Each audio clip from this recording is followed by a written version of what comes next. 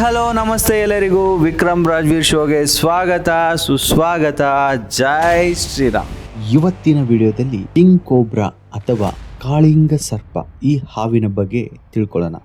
ಈ ಹಾವನ್ನ ಯಾಕೆ king cobra ಅಂತ ಕರೀತಾರೆ ಅಥವಾ ಯಾಕೆ ಹಾವಿನ ರಾಜ ಅಂತ ಕರೀತಾರೆ ನಿಮಗೆ ಗೊತ್ತಾ? ನಿಮಗೆ ಗೊತ್ತಿದ್ರೆ ಕಮೆಂಟ್ ಬಾಕ್ಸ್ನಲ್ಲಿ ಮೆನ್ಷನ್ ಮಾಡಿ. ಸೊ ಇವತ್ತಿನ ವಿಡಿಯೋದಲ್ಲಿ ಕಿಂಗ್ ಕೋಬ್ರಾ ಬಗ್ಗೆ ತಿಳ್ಕೊಳ್ಳೋಣ. Let's begin. ಗೂಡು ಕಟ್ಟುವ ಏಕೈಕ ಹಾವು. ಪ್ರಪಂಚದಲ್ಲಿ 2,000ಕ್ಕಿಂತ ಹೆಚ್ಚು ಪ್ರಭೇದದ ಹಾವುಗಳಿವೆ. ಅದರಲ್ಲಿ ಏಕೈಕ ಹಾವು ಗೂಡು ಕಟ್ತದೆ. ಇದು ಏನಪ್ಪ ಮಾಡುತ್ತೆ ಅಂತಂದರೆ ಇದರಲ್ಲಿ ಹೆಣ್ಣು ಹಾವು ಏನಪ್ಪ ಮಾಡುತ್ತೆ ಅಂದರೆ ತನ್ನ ಮರಿಗಳಿಗಾಗಿ ಸುಮಾರು ಒಂದು 4 ಅಡಿ ಎತ್ತರದ ಗೂಡು ಕಟ್ಟುತ್ತೆ. ಸೊ ನಾವೆಲ್ಲ ಪಕ್ಷಿಗಳು ಗೂಡು ಕಟ್ಟುತ್ತೆ ಅಥವಾ ಪ್ರಾಣಿಗಳು ಗೂಡು ಕಟ್ಟುತ್ತೆ ಅಂತ ಕೇಳಿದ್ದೀವಿ. ಆದರೆ ಗೂಡು ಕಟ್ಟುವ ಏಕೈಕ ಹಾವು ಕಾಳಿಂಗ ಸರ್ಪ ಆಗಿದೆ, ಅಂದರೆ ಈ ಕಿಂಗ್ ಕೋಬ್ರಾ ಆಗಿದೆ. ಸೊ ಇದರ ವಿಶೇಷತೆ ನಿಮಗೆ ಗೊತ್ತಿತ್ತಾ? ಕಾಮೆಂಟ್ ಬಾಕ್ಸ್ನಲ್ಲಿ ಮೆನ್ಷನ್ ಮಾಡಿ. ಹಾವುಗಳನ್ನೇ ತಿಂದು ಬದುಕುವ ಹಾವು ಇದಾಗಿದೆ. ಕಾಳಿಂಗ ಸರ್ಪ ಹಾವು ಏನಪ್ಪ ಮಾಡುತ್ತೆ ಅಂತಂದರೆ ಬೇರೆ ಹಾವುಗಳ ಥರ ಇರಲ್ಲ. ಬೇರೆ ಹಾವುಗಳು ಪಕ್ಷಿಗಳನ್ನ ತಿನ್ನುತ್ತೆ ಅಥವಾ ಇಲಿಗಳು ಮುಂತಾದ ಜೀವಿಗಳನ್ನ ತಿಂದು ತನ್ನ ಆಹಾರ ಪೂರೈಕೆಯನ್ನು ಮಾಡಿಕೊಳ್ಳುತ್ತೆ. ಆದರೆ ಕಾಳಿಂಗ ಸರ್ಪ ಏನಪ್ಪ ಮಾಡುತ್ತೆ ಅಂತಂದರೆ ಅದು ಹಾವುಗಳನ್ನ ಮಾತ್ರ ತಿಂದು ಬದುಕುತ್ತೆ. ಸೊ ಇದರ ವಿಶೇಷತೆ ಇದಾಗಿದೆ. ಸೊ ಬೇರೆ ಹಾವುಗಳ ಥರ ಇದು ಇರಲ್ಲ, ಹಾವುಗಳನ್ನೇ ತಿಂದು ಬದುಕುವಂಥ ಏಕೈಕ ಹಾವು ಇದಾಗಿದೆ ಅಂತ ಹೇಳ್ಬೋದು. ಬುದ್ಧಿವಂತ ಹಾವು. ಕಾಳಿಂಗ ಸರ್ಪನ ಬುದ್ಧಿವಂತ ಹಾವು ಅಂತ ಕೂಡ ಕರೀತಾರೆ. ಕೇವಲ ಬುದ್ಧಿವಂತ ಅಲ್ಲ, ಇದೊಂದು ಒಳ್ಳೆಯ ಹಾವು ಅಂತ ಕರಿಬೋದು.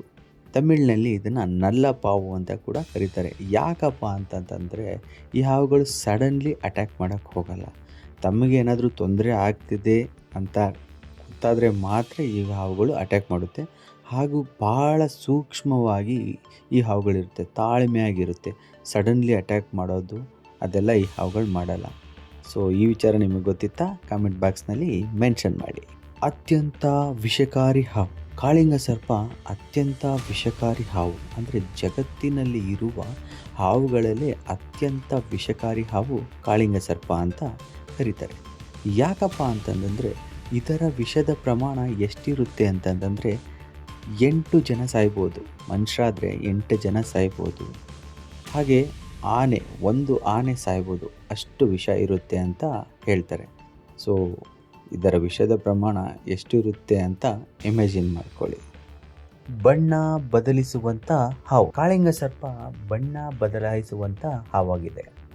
ಸೊ ಕಾಳಿಂಗ ಸರ್ಪ ಏನಪ್ಪ ಮಾಡುತ್ತೆ ಅಂತಂತಂದರೆ ಅಂದರೆ ವಾತಾವರಣಕ್ಕೆ ತಕ್ಕಂತೆ ತನ್ನ ದೇಹದ ಬಣ್ಣವನ್ನು ಬದಲಾಯಿಸ್ಕೊಳ್ಳುತ್ತೆ. ಅಂದರೆ ಕೆಲವು ಸಲ ಕಪ್ಪಗಿರುತ್ತೆ, ಕೆಲವು ಸಲ ಗ್ರೀನಿಶ್ ಇರುತ್ತೆ, ಕೆಲವು ಸಲ ಒಂದು ಆಲಿವ್ ಕಲರ್ ಅಂದರೆ ಆಲಿವ್ ಗ್ರೀನ್ ಅಂತ ಹೇಳ್ತೀವಲ್ಲ ಆ ಬಣ್ಣದಲ್ಲಿ ಇರುತ್ತೆ. ಇದರಲ್ಲಿ ಹೆಚ್ಚಾಗಿ ಹೆಣ್ಣು ಹಾವು ಜಾಸ್ತಿ ಬಣ್ಣವನ್ನು ಬದಲಾಯಿಸುತ್ತೆ. ಸೊ ಕಾಳಿಂಗ ಸರ್ಪ ವಾತಾವರಣಕ್ಕೆ ತಕ್ಕಂತೆ ಬಣ್ಣವನ್ನು ಬದಲಾಯಿಸುವ ಹಾವಾಗಿದೆ ಅಂತ ಹೇಳ್ಬೋದು.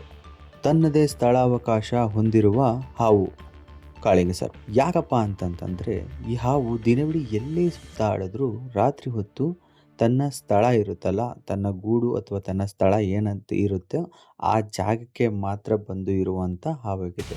ಕೆಲವು ಹಾವುಗಳು ಅಲ್ಲಲ್ಲೇ ಎಲ್ಲೆಲ್ಲಿ ಹೋಗುತ್ತೆ ಅಲ್ಲಲ್ಲೇ ಇದ್ದು ಬಿಡುತ್ತೆ. ಸೊ ತನ್ನದೇ ಆಗದ ಜಾಗಕ್ಕೆ ಬಂದು ವಿಶ್ರಾಂತಿ ಪಡೆಯುವ ಏಕೈಕ ಹಾವು ಕಾಳಿಂಗ ಸರ್ಪ ಆಗಿದೆ. ಅತ್ಯಂತ ಉದ್ದನೆಯ ವಿಷಕಾರಿ ಹಾವು. ಹೌದು ಫ್ರೆಂಡ್ಸ್, ಕಾಳಿಂಗ ಸರ್ಪ ಅತ್ಯಂತ ಉದ್ದವಾದ ವಿಷಕಾರಿ ಹಾವು ಹೌದು. ನೀವೆಲ್ಲ ಕೇಳ್ಬೋದು, ಅತ್ಯಂತ ಉದ್ದವಾದ ಹಾವು ಹೆಬ್ಬಾವು ಅಲ್ವಾ ಅಂತ ನೀವು ಕೇಳ್ಬೋದು. ಈ ಪ್ರಶ್ನೆ ನಿಮ್ಮ ಮೈಂಡ್ನಲ್ಲಿ ಬರ್ಬೋದು. ಆದರೆ ಉದ್ದವಾದ ಹಾವು ಹೆಬ್ಬಾವೆ, ಆದರೆ ಹೆಬ್ಬಾವಿನಲ್ಲಿ ವಿಷ ಇರೋದಿಲ್ಲ. ವಿಷ ಇರುವಂಥ ಹಾವುಗಳಲ್ಲಿ ಕಾಳಿಂಗ ಸರ್ಪನೇ ಅತಿ ಉದ್ದವಾದ ಹಾವಾಗಿದೆ. ಇದರ ಉದ್ದ ಎಷ್ಟು ಗೊತ್ತಾ ನಿಮಗೆ? 5 ಅಡಿಯಿಂದ 18 ಅಡಿ. ಹಾಗೆ ಇದರ ವೆಯ್ಟ್ ಬಂದ್ಬಿಟ್ಟು 6 kgಯಿಂದ 9 kg ಇದೆ. ಸೊ ಅತ್ಯಂತ ವಿಷಕಾರಿ ಉದ್ದವಾದ ಹಾವು ಕಾಳಿಂಗ ಸರ್ಪ ಹೌದು. ಅತಿ ರಭಸವಾಗಿ ಓಡುವಂಥ ಹಾವು. ಹೌದು ಫ್ರೆಂಡ್ಸ್, ಕಾಳಿಂಗ ಸರ್ಪ ಹಾವು ಅಥವಾ ನಮ್ಮ ಕಿಂಗ್ ಕೋಬ್ರಾ ಅತಿ ವೇಗವಾಗಿ ಓಡುವಂಥ ಹಾವಾಗಿದೆ ಅಂತ ಕಂಡುಬಂದಿದೆ. ಎಲ್ಲ ಹಾವುಗಳಿಗಿಂತ ಅತಿ ವೇಗ ತುಂಬ ಫಾಸ್ಟಾಗಿ ಮೂವ್ ಆಗುತ್ತೆ ಒಂದು ಪ್ಲೇಸ್ನಿಂದ ಇನ್ನೊಂದು ಪ್ಲೇಸ್ಗೆ ಅಂತ ಕಂಡು ಬಂದಿದೆ. ಹಾಗೆ ಇನ್ನೊಂದು ಸ್ಪೆಷಾಲಿಟಿ ಏನು ಗೊತ್ತಾ ಈ ಹಾವಿನಲ್ಲಿ, ಇದರ ಬೇಟೆಯನ್ನು ಇದು 300 ಅಡಿ ಅಂದರೆ 300 ಮೀಟರ್ಸ್ ಹಿಂದೆಯಿಂದಾನೇ ಗ್ರಹಿಸ್ಕೊಂಡು ಬಿಡುತ್ತೆ. ಸೊ ಕಾಳಿಂಗ ಸರ್ಪ ಎಷ್ಟು ಡೇಂಜರಸ್ ಅಂತ ಒಂದು ಸಲ ಯೋಚನೆ ಮಾಡಿ. ತನ್ನ ಸಂಗಾತಿಯನ್ನೇ ಕೊಂದು ತಿನ್ನುವ ಹಾವು. ಹೌದು ಸ್ನೇಹಿತರೆ, ಕಾಳಿಂಗ ಸರ್ಪ ಹಾವು ತನ್ನ ಸಂಗಾತಿಯನ್ನೇ ಕೊಂದು ತಿನ್ನುವ ಹಾವಾಗಿದೆ.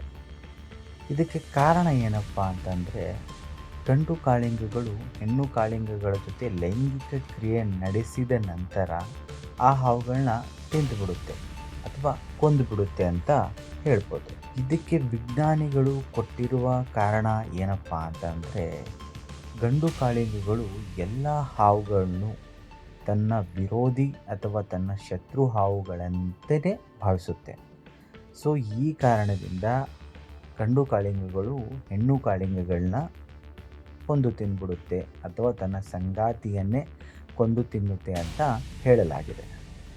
ಇನ್ನೊಂದೇನಪ್ಪ ಅಂತಂದರೆ, ಈ ರೀತಿ ಗಂಡು ಕಾಳಿಂಗಗಳು ಹೆಣ್ಣು ಕಾಳಿಂಗಗಳನ್ನ ತಿಂತಾ ಇರೋದ್ರಿಂದ ಗಂಡು ಕಾಳಿಂಗಗಳ ಸಂಖ್ಯೆ ಹೆಚ್ಚಿದೆ, ಹಾಗೆ ಹೆಣ್ಣು ಕಾಳಿಂಗಗಳ ಸಂಖ್ಯೆ ಅಂದರೆ ಹೆಣ್ಣು ಕಾಳಿಂಗ ಸರ್ಪದ ಸಂಖ್ಯೆ ತೀರಾ ಕಡಿಮೆ. ಎಷ್ಟಪ್ಪ ಅಂದರೆ 75 ಗಂಡು ಕಾಳಿಂಗಗಳು ಇರುವ ಜಾಗದಲ್ಲಿ ಕೇವಲ 25 ಹೆಣ್ಣು ಕಾಳಿಂಗಗಳು ಇರುತ್ತೆ ಅಂತ ಕಂಡುಬಂದಿದೆ.